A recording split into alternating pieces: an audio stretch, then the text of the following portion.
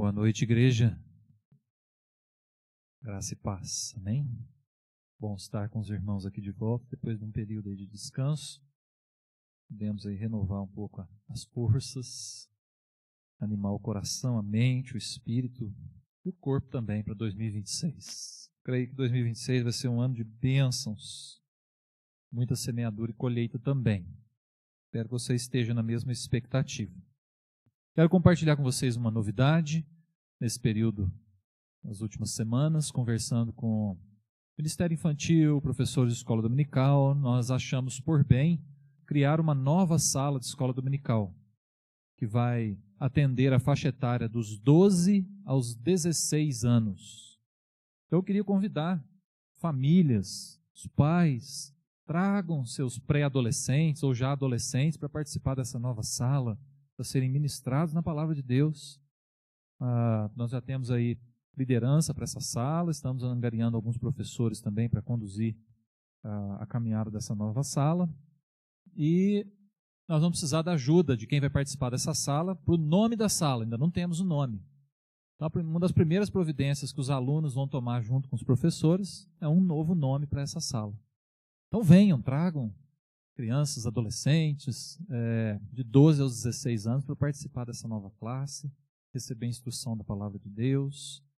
Então é mais uma providência aí para ambientar os pré-adolescentes aí e que eles recebam a palavra de Deus com qualidade, com profundidade.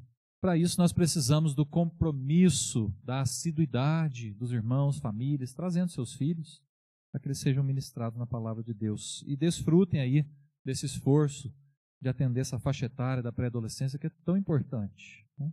Uma novidade muito boa aí. A partir do dia 1º de março, domingo, dia 1º de março, essa sala começa a funcionar.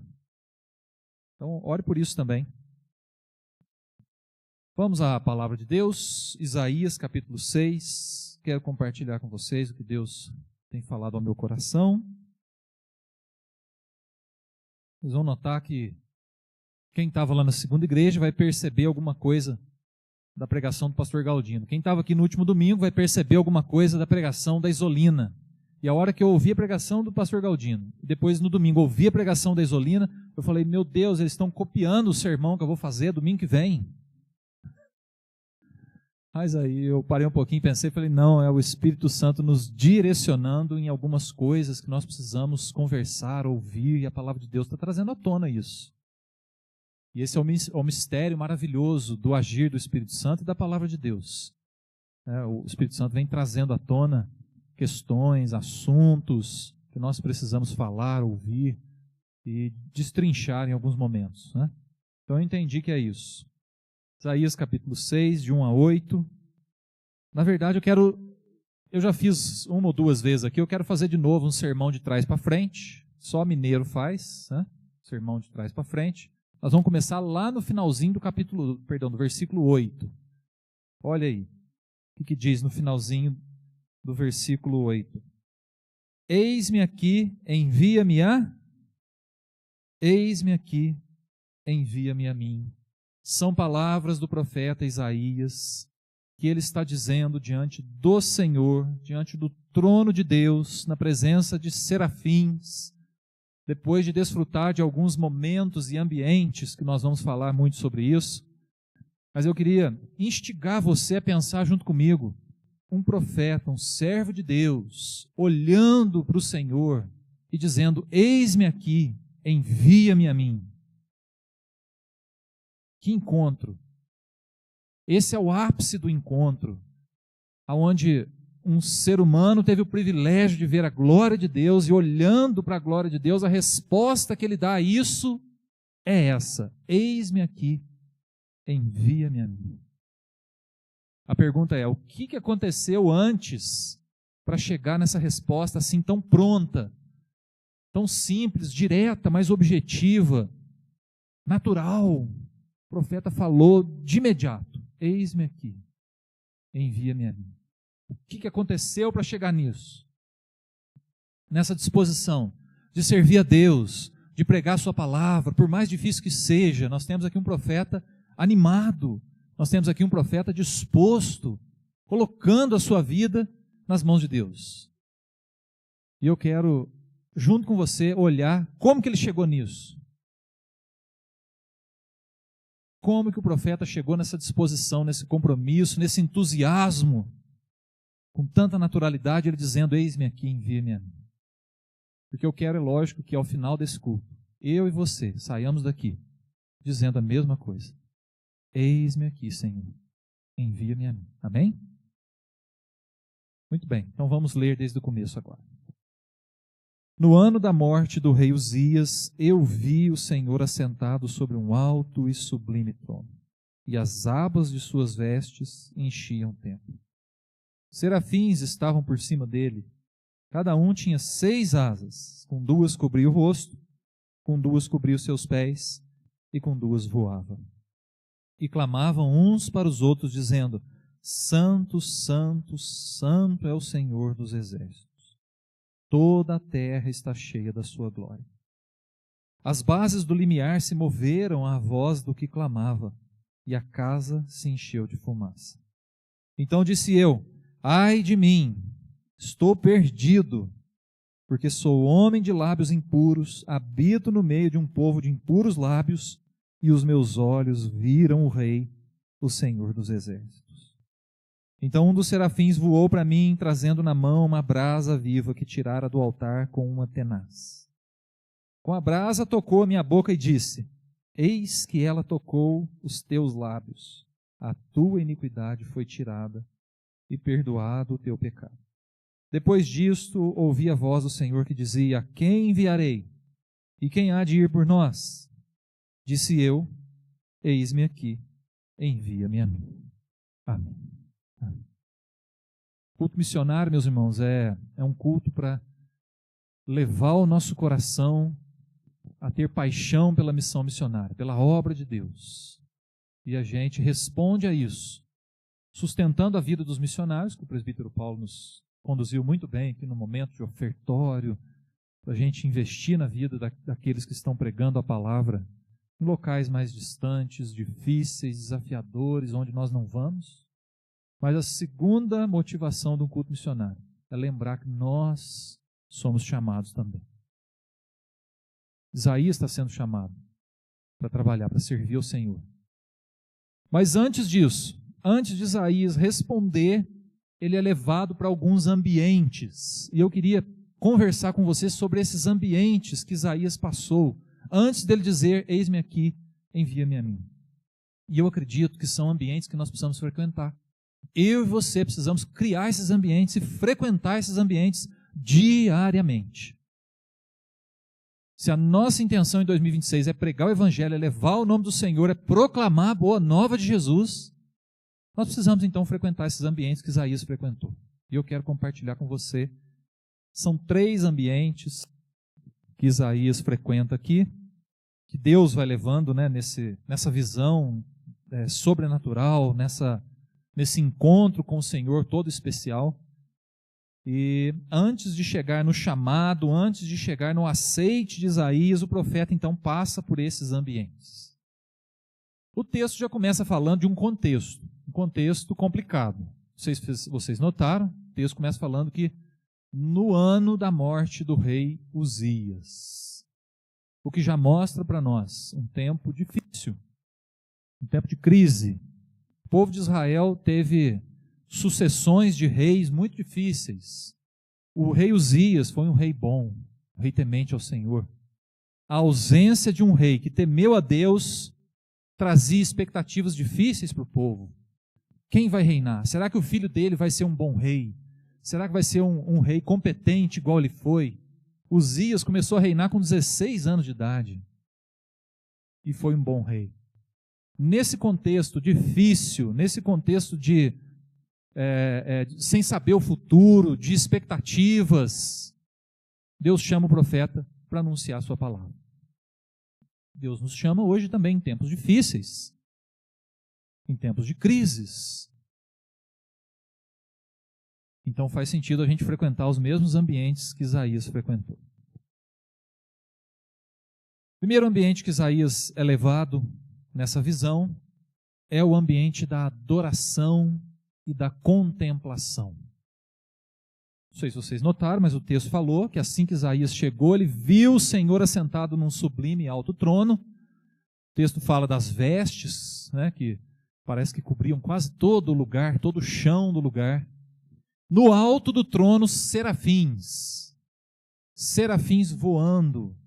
Né? Cada serafim tinha 6 asas. O texto dá detalhes ali da cena, dá para a gente construir a imagem na nossa mente.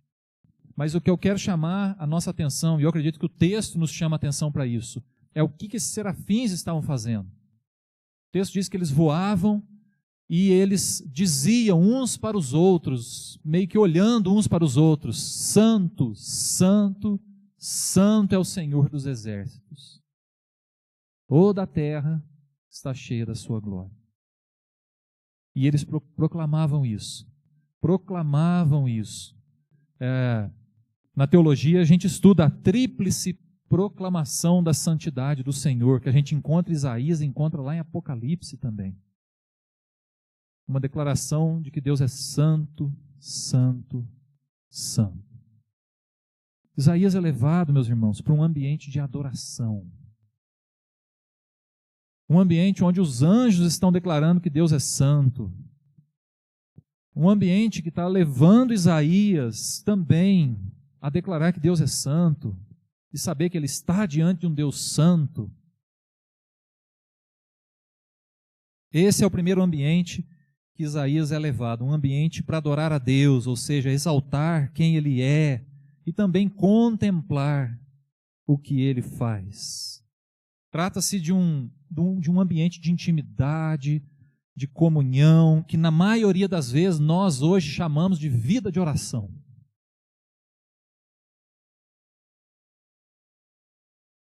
E eu pergunto para você, na sua vida de oração, no seu dia a dia com Deus, você tem a prática de adorar o Senhor? Você cultiva a prática de abrir os seus lábios e exaltar o nome de Deus? Você já criou na sua vida esse ambiente de adoração? Esse ambiente de exaltação e de contemplação? Porque geralmente a gente cultiva a vida de oração, mas a gente fica ali no basicão. É ou não é? A gente fica ali no básico. A gente ora pela noite de descanso, a gente ora pela comida, mas a gente não desenvolve um ambiente de profundidade, de adoração. A Esther falou sobre isso domingo passado. Ela falou que nós precisamos desenvolver esse tempo de adoração, esse tempo que de vez em quando vai nos levar para um jejum, esse tempo em que nós diariamente vamos reconhecer quem Deus é, dizer com os nossos lábios: Senhor, Tu és santo. Nós não somos. Senhor, Tu és grande. Tu és um Deus poderoso, criaste todas as coisas. Senhor, Tu és um Deus de provisão. A nossa mesa está farta. Senhor, Tu és um Deus de amor. Enviaste o Teu Filho para morrer no nosso lugar. Senhor, Tu és um Deus de graça e misericórdia. Não nos deixaste perecer no pecado. Senhor, Tu és Pai cuidadoso e amoroso. Você adora o Senhor na tua vida de oração, no teu tempo de comunhão, de intimidade? Primeiro ambiente que Isaías é levado, antes de ser chamado para servir a Deus, ele é levado para um ambiente de adoração, um ambiente de exaltação, de reconhecer quem Deus é. E eu queria incentivar você a fazer isso, a cultivar a sua espiritualidade, reservando ali no teu momento de vida de oração, a adoração. Adore o Senhor, adore quem Ele é. Cultive isso na tua vida, na sua intimidade com Deus. Você o adora, você o exalta, você bendiz o nome do Senhor, você reconhece quem Ele é: bom, santo, grande, um Deus de graça, misericórdia, um Deus de amor. Eu e você precisamos criar esse ambiente de adoração, meus irmãos, na nossa vida de devoção, na nossa vida de oração. Mas os anjos não fazem só isso, não levam só Isaías a adorar, levam ele também a contemplar. O texto diz, ali no versículo 3, se clamavam uns para os outros, dizendo, Santo, Santo é o Senhor dos Exércitos, toda a terra está cheia da sua glória. Eu pergunto, você está vendo a terra cheia da glória de Deus? Você olha para esse mundo em que nós vivemos e você vê a glória de Deus?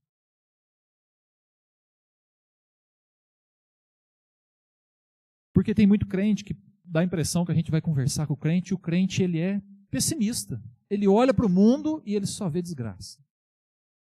Só vê coisa ruim. Só vê dor, lágrima, desesperança.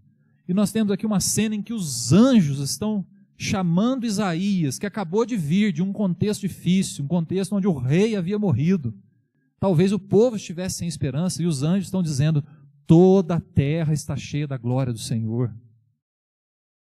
E eu quero dizer para você, quem não adora a Deus, quem não reconhece quem Ele é, não abre os seus olhos para ver o que Ele está fazendo. Não vai ver a glória de Deus. Você vê a glória de Deus por aí? O mundo está difícil, está caótico, jaz no maligno, mas você tem visto a glória de Deus? Deixa eu te contar um exemplo que sábado passado impactou muito a gente lá na reunião do presbitério. A Isolina que nos contou. Uma das coisas, meus irmãos, que mais tem me chamado a atenção no convívio com missionários, com a Isolina e alguns outros missionários, é a vida de oração que eles têm. Eles têm vida de oração constante. Aliás, eles dependem, porque eles dependem do direcionamento de Deus. Eles querem saber, Senhor, para onde nós vamos, o que nós vamos fazer. Então eles buscam com intensidade todos os dias, Senhor, dirige a nossa vida, o nosso caminhar, o que a gente faz. Então eles têm muita vida de oração, são um exemplo para nós de espiritualidade. Falta o dinheiro, falta o recurso, falta alguma outra coisa, mas vida de oração eles têm. Não fosse assim, o Evangelho não estaria triunfando aonde está triunfando hoje. A gente vê lugares ermos, lugares onde a Bíblia é proibida, onde falar de Deus é considerado um crime, lá o Evangelho está prosperando. E é só com oração que o Evangelho prospera num lugar assim. Então vamos lá, o exemplo. O que ela nos contou? Ela nos contou que um dos missionários da Jocum recebeu uma palavra do Senhor em oração, vai para o Sudão. Vai para o Sudão. E aí esse missionário recebeu essa palavra, conversou com o Senhor, falou, Senhor, mas não tem dinheiro, não tem recurso, como que eu vou para o Sudão? Preciso de pelo menos uns $1.500. Deus mandou outra palavra, vai para o aeroporto. Fez as malas, arrumou, foi para o aeroporto. Desceu do carro, na calçada do aeroporto, passou uma pessoa, entregou um envelope, falou, é para você, foi embora, $1.500 dentro do envelope. E aí esse missionário falou, Senhor, já tenho o dinheiro que eu vou me manter lá, mas eu não tenho a passagem. Eu estou no aeroporto, eu não tenho a passagem. Deus falou com ele, vai para o banheiro. Ele entrou no banheiro. Entrou no banheiro sem saber o que era para fazer. Entrou no banheiro, ficou um tempo no banheiro, Senhor, o que eu faço no banheiro? Deus falou, sai do banheiro. Ele saiu, isso ele estava no Cairo, ele estava no Egito. Ele entrou no banheiro, no aeroporto do Cairo. Deus falou, sai do banheiro. Ele saiu do banheiro no aeroporto do Sudão.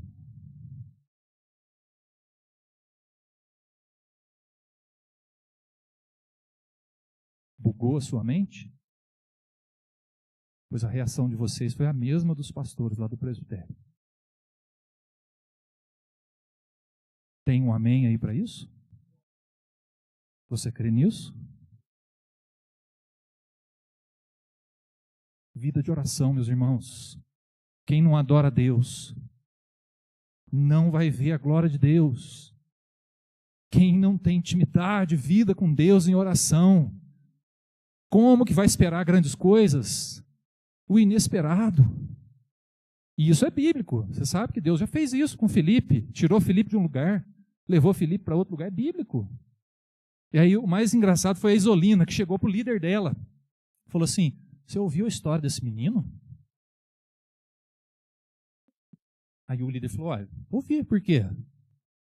É verdade isso, a Isolina falando, né?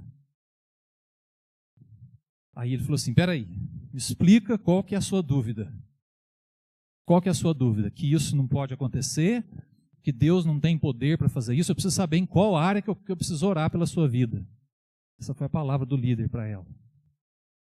E ela contou isso para nós. Meus irmãos, a glória de Deus, meus irmãos, está na terra. Toda a terra está cheia da sua glória. Não vê quem não adora. Não vê quem não tem intimidade, vida de oração com Deus. Não vai ver. Não vai perceber. Vou citar um outro exemplo. Porque eu quero que você não subestime a espiritualidade, a vida com Deus, a busca de oração, esse ambiente de adoração. Não subestime isso, invista nisso na sua vida. Quero que você tenha isso na mais alta conta. Você não perca tempo. Não terceirize a sua espiritualidade. Não deixe para aprender a orar só na igreja. Não deixe para adorar só no momento de louvor. Faça isso diariamente. Invista na espiritualidade, é importante. E eu vou citar mais um exemplo para te mostrar como que é importante a vida espiritual. Como que faz diferença. Esse testemunho que me contou foi a Ana Cláudia. De uma mulher que deu um testemunho público, inclusive, eu não lembro quem que é. Ela se converteu. Hoje ela é convertida e ela deu o testemunho. Ela falou, olha, eu busquei por toda a minha vida status, fama, se tornou uma pessoa famosa no YouTube, né, e tudo mais. E eu descobri que se eu buscasse uma espiritualidade aí, que não interessa a religião, mas se eu buscasse essa entidade espiritual, eu ia conseguir prosperar financeiramente, me tornar famosa, tudo que eu queria. Pois ela buscou a vida toda essa entidade espiritual. E ela chegou lá, se tornou famosa, ganhou muito dinheiro, até que um dia ela foi mais uma vez consultar essa entidade, e essa entidade falou assim para ela, eu não posso fazer mais nada pela tua vida. Ela falou, por quê? Tem alguém orando por você. E ela parou e pensou, como assim? Tem alguém orando por você? Você está em contato com alguém que se diz servo de Deus? Ela parou e pensou, a minha sogra tinha acabado de começar um relacionamento, um namoro, e a mãe do rapaz estava orando por ela. E aí o que ela pensou? Falou, não, peraí, se essa fonte espiritual que eu estou buscando teme a fonte espiritual da minha sogra, se submete, eu estou buscando na fonte errada. Eu estou buscando na fonte errada. O que essa menina fez? Procurou a sogra, conversou, foi evangelizada pela sogra, se entregou a Jesus. O que eu quero que você entenda com esse exemplo? Que no mundo espiritual, meus irmãos, há pessoas ou há forças tramando contra nós, ou a favor de nós. E como que a vida de oração é importante. Ela entendeu que aquela fonte de espiritualidade se submetia ao poder de Deus. E ela concluiu, essa fonte aqui é maior. Se essa entidade não quer peitar o poder de Deus, eu estou buscando na fonte errada. Olha como que a espiritualidade é importante, olha como que investir na vida com Deus, a gente menospreza o mundo espiritual. E isso tem tudo a ver com a nossa vida. Invista na vida de oração. Crie um ambiente de adoração. Contemple o que Deus está fazendo por toda a terra. Você tem isso na sua vida? Você cultiva isso na sua vida? Esse foi o primeiro ambiente que Isaías foi levado. Eu quero convidar você para criar esse ambiente. Se você não tem, crie. Pastor, não tem tempo. Faça o tempo, meu irmão, minha irmã. Aliás, tire essa palavra da sua boca, eu não tenho tempo. Isso não é verdade. Se a gente não faz é porque não é prioridade. Porque tudo que é prioridade a gente faz. É ou não é? Priorize.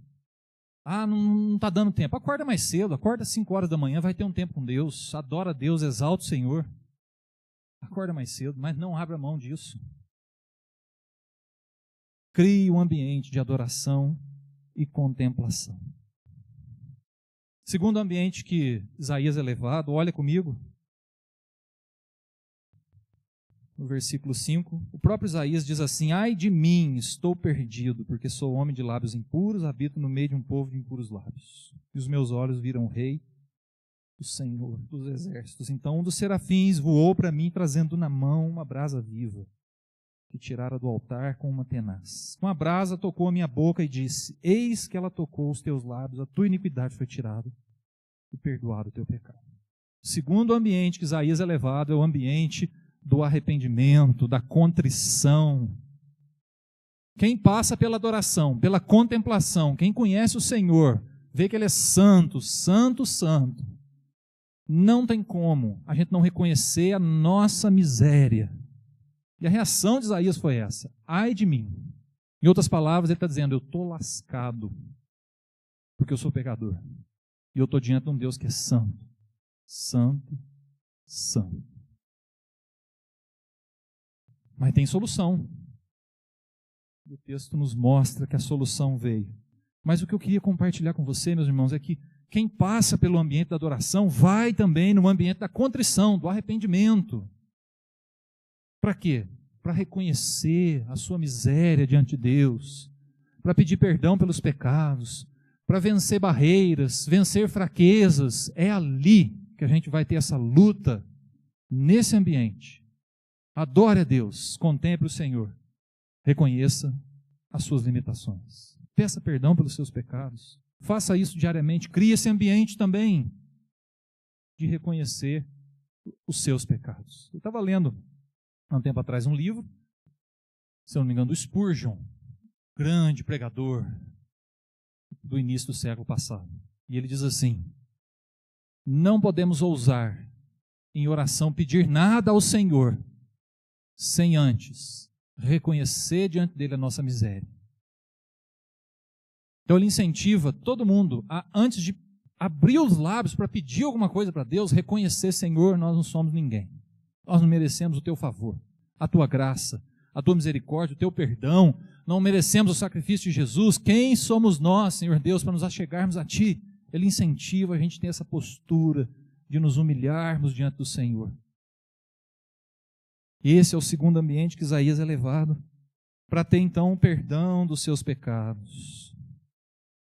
Deus é bom, santo, amável, gracioso, Deus de provisão. Mas naturalmente, diante desse Deus, Isaías se sente miserável e reconhece: estou perdido.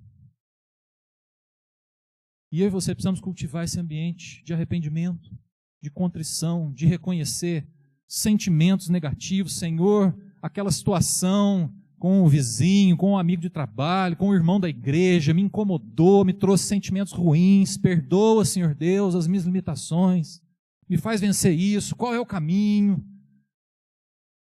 Nós precisamos conversar com o Senhor sobre os nossos pecados e eliminá-los da nossa vida. Nós vivemos numa geração que faz concessões para o pecado, numa geração que flerta com o pecado, que brinca com coisa perigosa. O reverendo Hernandes Dias Lopes diz uma coisa muito interessante. Ele fala que o pecado é um engodo, é uma enganação, porque o pecado promete alegria, mas traz tristeza. Promete liberdade, mas traz escravidão. Promete vida, mas traz morte. O pecado é um engodo, é uma enganação. E flertar com isso é perigoso. Então, frequente esse ambiente do arrependimento diariamente. Busque no Senhor condições para eliminar da sua vida pecados que te afastam dele, que te afastam dos propósitos dele. Eu e você precisamos cultivar isso antes de chegar lá na missão. No eis-me aqui, envia-me a mim. Isaías é levado no ambiente da adoração, no ambiente do arrependimento. Nós precisamos passar por esses ambientes também, criá-los na nossa vida. Daniel, o profeta Daniel, tem um versículo que é fantástico. Na sua oração, lá reconhecendo diante de Deus o pecado do seu povo, ele diz assim: a nós só cabe o corar de vergonha. Senhor, a nós só cabe o corar de vergonha. É uma postura de humildade. Devemos criar esse ambiente para a gente abandonar pecados, práticas condenáveis. E aqui eu lembro uma coisa que o pastor Galdino falou na pregação dele sábado. Ele disse assim: cuidado para você não amar o que Deus condena. Cuidado para você não achar que aquilo é uma delícia, mas é condenável aos olhos do Senhor. Você está achando que aquilo é bom. Abandone isso. Se é condenável aos olhos do Senhor, abandone. É nesse ambiente de arrependimento que a gente vai lutar contra as nossas fraquezas, que a gente vai esmagar a carne, esbofetear o próprio corpo, com a finalidade de nos santificarmos diante do Senhor e sermos um povo santo. Se nós não cultivarmos esse ambiente de arrependimento, a gente cai no engodo do pecado, no engano, na promessa de que é uma coisa boa, mas é uma coisa ruim. Que dirá sobre essa época, né, Paulo, que não conseguiu dormir hoje à tarde? A época do carnaval é a época do prazer, é a época que exalta a carne. É a festa da carne. Hoje eu recebi uma mensagem de que um pastor lá na Sapucaí foi lá orar pelo desfile.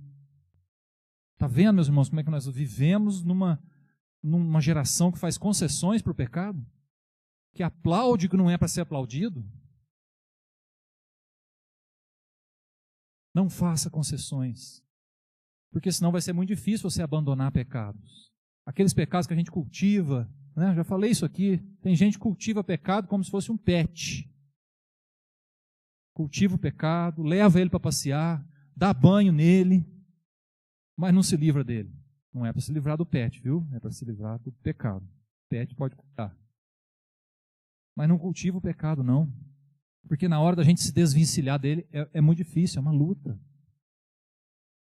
É uma luta. Vou citar um exemplo aqui, para você entender o que eu estou querendo dizer. Há uns 5 anos atrás, eu tive uma dor no quadril terrível, sofri 1 ano com a dor no quadril.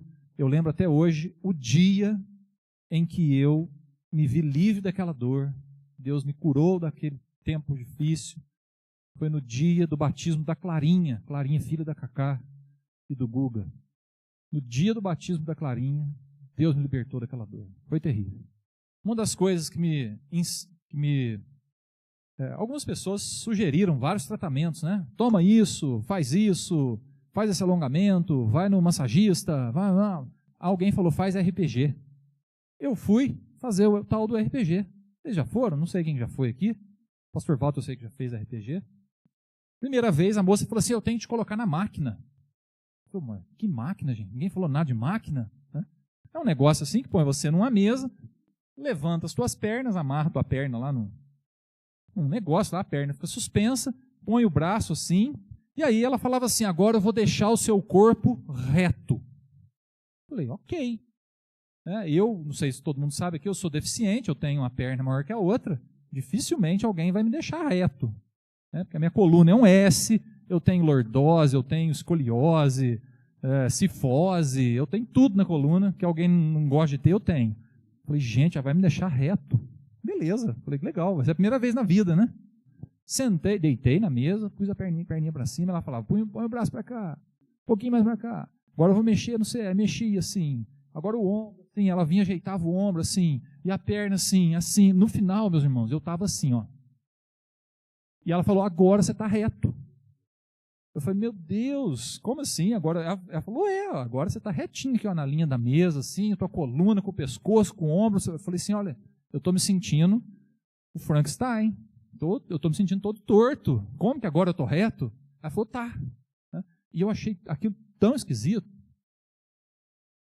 que eu quero falar com isso? Eu quero dizer que quando a gente acostuma com um pecado, depois para a gente se desvencilhar dele, qual que vai ser a nossa sensação? Opa, está errado. Eu não estou me sentindo reto. Eu não estou me sentindo bem.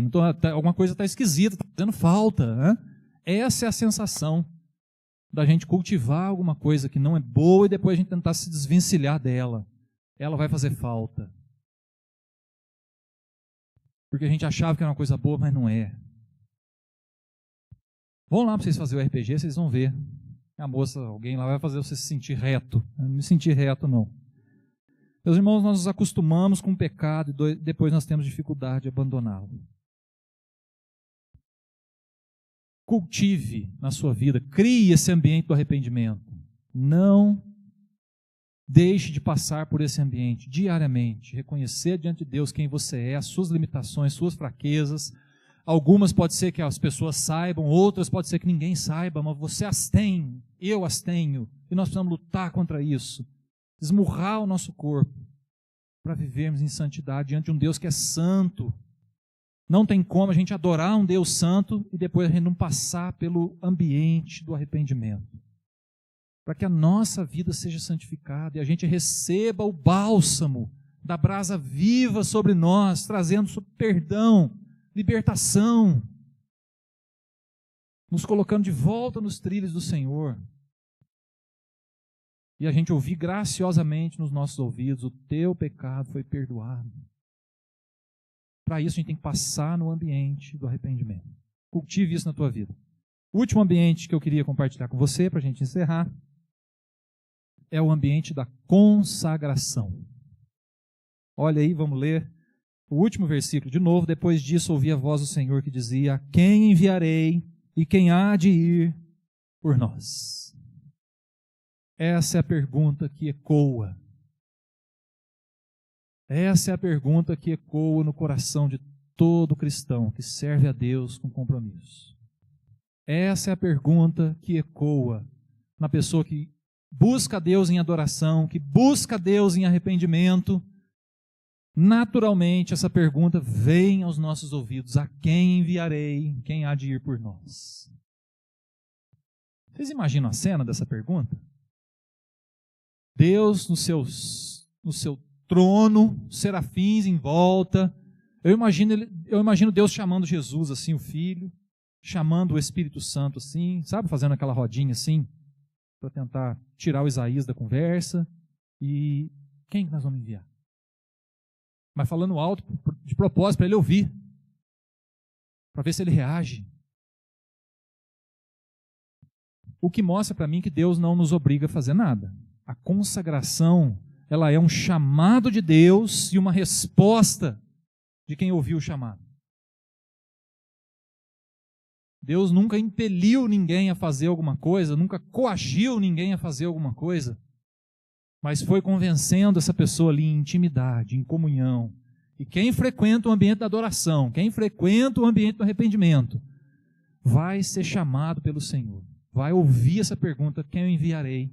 Quem há de ir por nós? E o que me chama a atenção é a prontidão de Isaías. Isaías bate no peito e fala assim: ó, eu estou aqui, Senhor. Opa, está precisando, está procurando alguém, está precisando de alguém.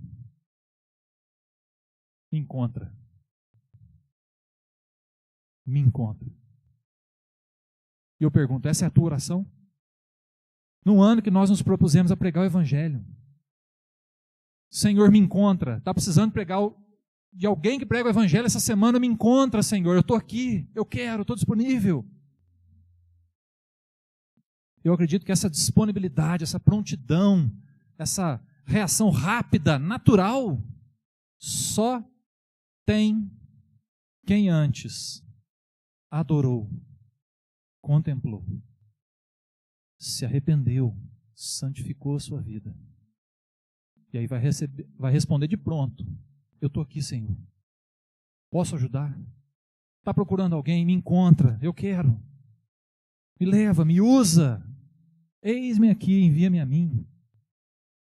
Que resposta rápida, pronta, direta, objetiva: Senhor, eu quero, eu estou aqui. Me usa. Mas isso é resultado, meus irmãos, de um processo. E eu queria dizer para você: se você tem intenção de pregar o Evangelho para alguém da sua casa, alguém da sua família, alguém do seu círculo de amizade, se você tem intenção de levar a palavra de Deus para alguém, você precisa cultivar o ambiente da adoração. Você precisa cultivar o ambiente do arrependimento, para que Deus te use do jeito certo, na medida certa. Senão a gente nem responder vai. Nem responder vai. E eu acredito que é isso que falta em grande parte dos crentes. Ah, pastor, disposição? Não. Falta em grande parte dos crentes a vida de oração. O ambiente da adoração, diário. O ambiente do arrependimento, diário. É isso que falta, essa é a base. O grande ministério, meus irmãos, é a oração. Falei isso com os líderes de grupo de oração, nos reunimos, nos preparamos, oramos para o retorno dos grupos. Compartilhei isso com eles, falei, olha, o grande ministério da vida do crente é a vida de oração. A gente acha que a oração é uma ferramenta, que a gente abre ali a caixa de ferramenta, vai lá e pega ela e usa, depois guarda. Mas o grande ministério é a vida de oração. É a vida de oração que vai nos dirigir, que vai trazer manifestação da glória de Deus, que vai trazer direcionamento, que vai trazer o que falar, onde falar, para quem falar. Deixe de cultivar a vida de oração e você abandonou o principal ministério. É ali que a gente se encontra com Deus e adora o Senhor e o contempla.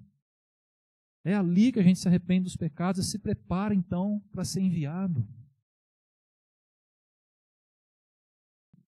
Não podemos ousar querer falar em nome de Deus se Deus não é para nós aquele que sustenta a nossa caminhada, do qual nós dependemos e a gente o busca diariamente. Eu quero dizer para você que no mundo espiritual, você é do tamanho da sua vida de oração. Não se esqueça disso. No que diz respeito à espiritualidade, eu e você somos do tamanho da nossa vida de oração. E aí cada um tira a sua própria conclusão. Feche os teus olhos, quero orar com você.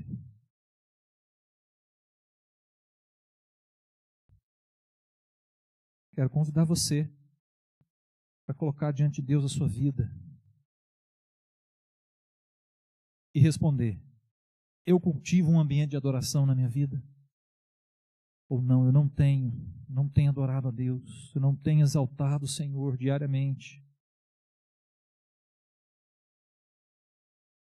Se você não criou esse ambiente, eu quero convidar você para criar.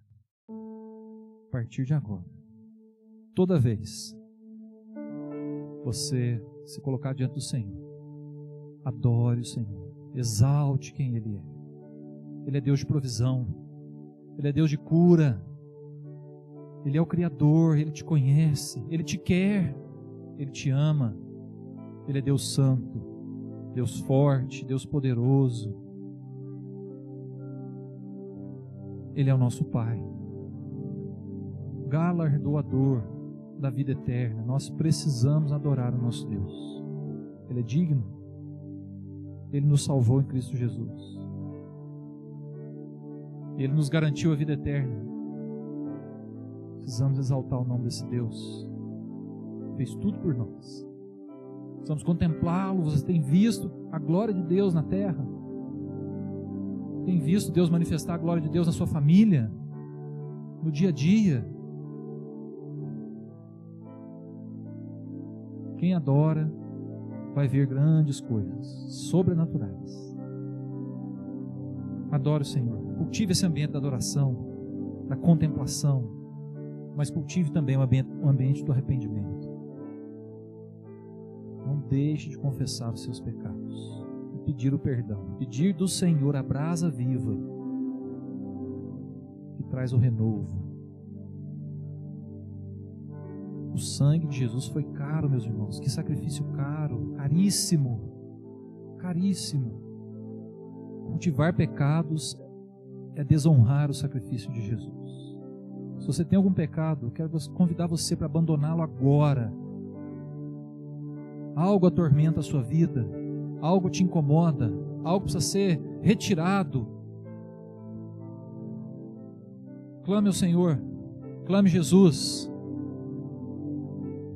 clame pelo sangue de Jesus para trazer perdão, livramento sobre a sua vida. Não cultive pecado. Consagre a sua vida. Se você não criou esse ambiente de consagração diário, de bater no peito, olhando para o Senhor e dizer: Senhor, eu estou aqui. Está procurando alguém? Me encontra. Disponibilize a sua vida para servir a Deus. Coloque-se em oração. Se você precisa melhorar, se você precisa criar algum ambiente que ainda não tem, crie. Coloque-se diante de Deus agora em oração, no nome de Jesus.